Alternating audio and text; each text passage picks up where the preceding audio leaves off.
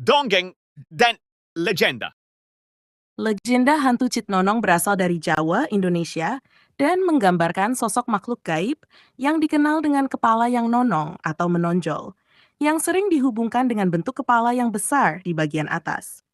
Citnonong sering disamakan dengan tuyul, namun berbeda dalam hal sifat dan gangguan yang ia lakukan. Deskripsi Citnonong. Citnonong adalah makhluk gaib dengan wujud seperti anak kecil yang kepalanya terlihat tidak proporsional dengan tubuhnya, sehingga sering disebut nonong karena bagian atas kepalanya yang menonjol. Ia tidak secerdik tuyul, yang lebih dikenal karena mencuri uang atau benda-benda berharga dari manusia. Sebaliknya, Citnonong memiliki sifat yang lebih usil dan jahil. Ia suka mengganggu orang-orang yang sedang bekerja atau beraktivitas, terutama saat orang-orang lengah atau tidak menyadari keberadaannya. Gangguan yang dilakukan. Gangguan Citnonong biasanya berupa tindakan-tindakan yang membuat orang yang sedang bekerja merasa terganggu.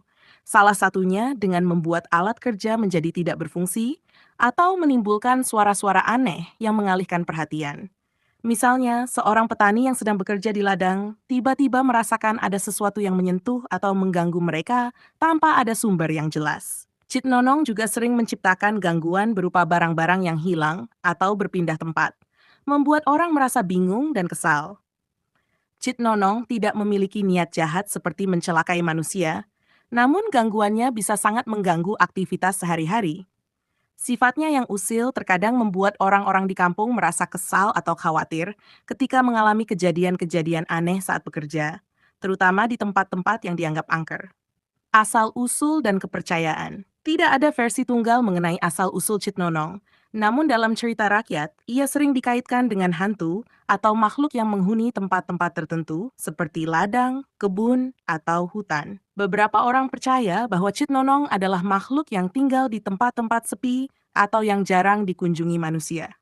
Ada juga yang menganggap Citnonong sebagai makhluk yang muncul karena gangguan dari dunia gaib yang berusaha mencuri perhatian manusia dengan cara-cara yang tidak berbahaya, namun cukup membuat khawatir. Penangkal Citnonong. Dalam cerita rakyat Jawa, biasanya orang yang merasa terganggu oleh Citnonong akan menggunakan doa-doa tertentu atau membawa benda-benda yang dianggap bisa menolak gangguan makhluk halus. Misalnya, membawa bawang putih atau jarum yang dipercaya bisa menjauhkan gangguan dari makhluk seperti Citnonong. Selain itu, beberapa orang juga akan memohon kepada para leluhur atau menggunakan mantra untuk menenangkan makhluk gaib tersebut agar tidak mengganggu mereka. Penjelasan budaya Citnonong, seperti banyak makhluk gaib lainnya dalam tradisi Jawa, mencerminkan kepercayaan masyarakat terhadap dunia gaib dan cara-cara makhluk tersebut berinteraksi dengan manusia. Sifat jahil atau usil dari Citnonong menggambarkan konsep bahwa tidak semua makhluk gaib bermaksud mencelakai manusia, tetapi mereka bisa mengganggu dalam bentuk yang ringan sebagai pengingat akan keberadaan dunia lain. Kisah-kisah tentang Citnonong juga digunakan untuk menjelaskan kejadian-kejadian aneh yang sulit dijelaskan secara rasional di masyarakat.